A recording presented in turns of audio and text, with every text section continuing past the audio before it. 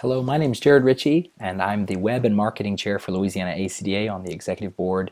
And I wanted to run down a few things real quick as we begin our audition process for 2016 for our Fall Vocal Conference back in New Orleans, November 3rd through the 5th.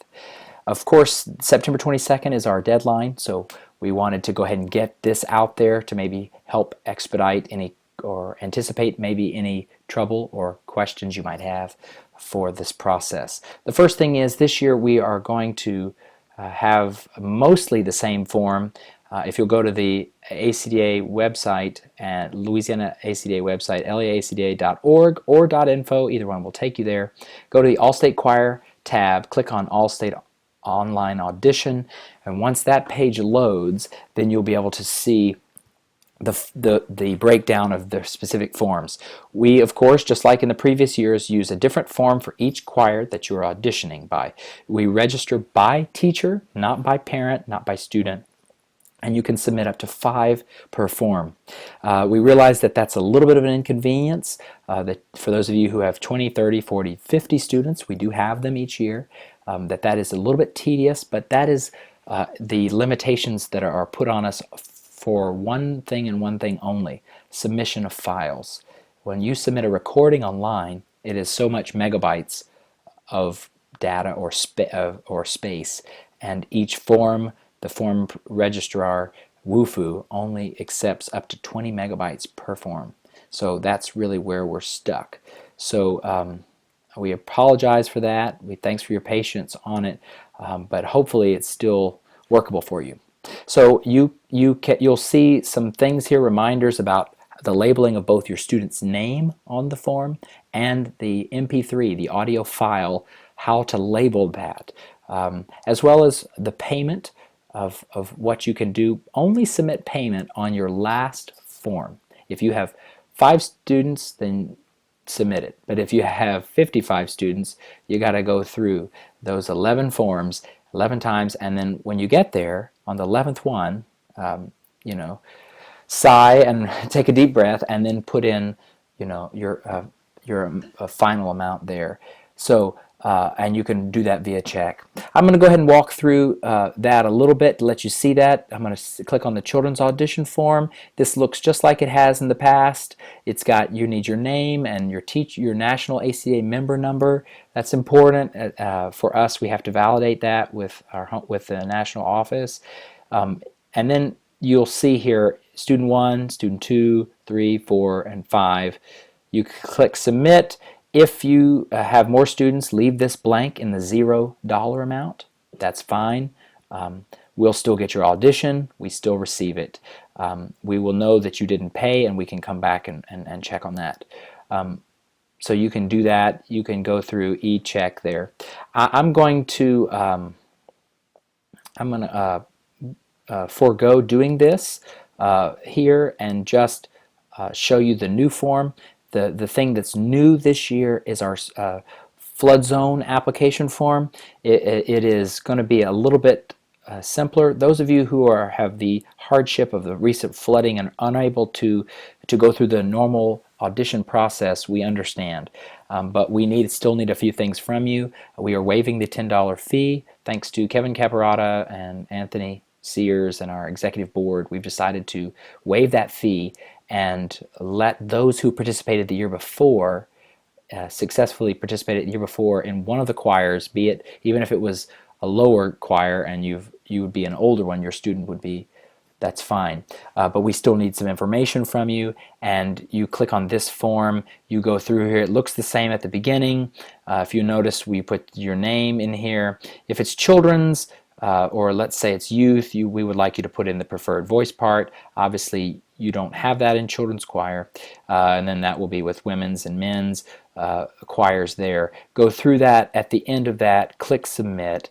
We'll get that. That will alert the specific coordinators of who is using this service because of the flooding, and they'll get in touch with you and get you and your students in the right spot. As always, we don't want to add any more stress to those who have so much stress going on right now. But if you are able to utilize the regular form, please do so. It's much more complete. It's much more helpful to our coordinators. But if you absolutely cannot, don't feel bad. If you are in a flood zone area and have significant damage that is causing you inability to do this, and these students participated last year, then by all means take advantage of this. Okay, so we've got our forms there. That's pretty much the rundown. The only thing I wanted to go back over here is the payment. Before we finish this up here, there is always a little bit of concern when it comes to payment in your specific parishes and the business office at your school or in your district, as to the idea of paying with a check. As I said, when you pay with a check, you don't have to pay 5 checks if you submit 5 forms with 5 students on each. You just can put 0 on each one of those batches of 5 until the last batch. Then put the total amount, write it in yourself in the form, and click submit. Then you may go through the payment process. Of course, you can use a credit card, which most people do, but some people are required to requisition a check from their district. And where we've run into the past, where I think I glossed over this last year when I said that you can submit an e-check. People, when they hear e-check, I think they think of something different than what it actually is. All you need on an e-check is to have the physical check in your hand, to punch in the routing number and the account number and the amount and the other data, and that runs the check into the system. There was some confusion as possibly an e-check is a different type of check. It's not in this case. So if your district submits a physical check and gives that to you, you could put that in on the children's audition form. I'm going to demonstrate this for you. Let's say I'm going to put in my number, my jritchie@genevaclassical.org. That's my email. It's on the website. My student, I'm going to put my student, let's say my son, and he is in 4th grade. And I'm going to go in here and grab the audio files, which are, in this case, the Three Stooges quick audio files. I'm just going to submit him into the children's choir. I read all this over. I don't have any more. Since he's my only one, I'm going to hit 10. Right? Like I said earlier, if you don't have 10, submit. If you have more than that, 50 for this form or more, just hit 0 and submit it later. All right, but I'm going to hit 10. I'm going to hit submit here. And then once that goes through, we have received your application. So if something happens, do not fear. If this gets to this screen and your power goes out or your internet connection fails, we have at least received your audition. We will know we still need payment from you, and we'll be able to fetch that. But pay with credit card or check this e-check option. As I was saying, an e-check is simply a physical check. It can be where you put in the routing number, the account number, the name of the bank that's there on the check, usually somewhere right in here, and then the account type. If it's a checking or savings, and it usually will be a checking, and you just go ahead and do that and hit submit payment. Now, if your district says, no, I have to turn that check in physically, it must go, then you're welcome to do that. You could submit that to us after the fact. You could put that in the mail, and we could see that just right on there, e-check already cashed, and just in case there's some confusion, if you just need to do that.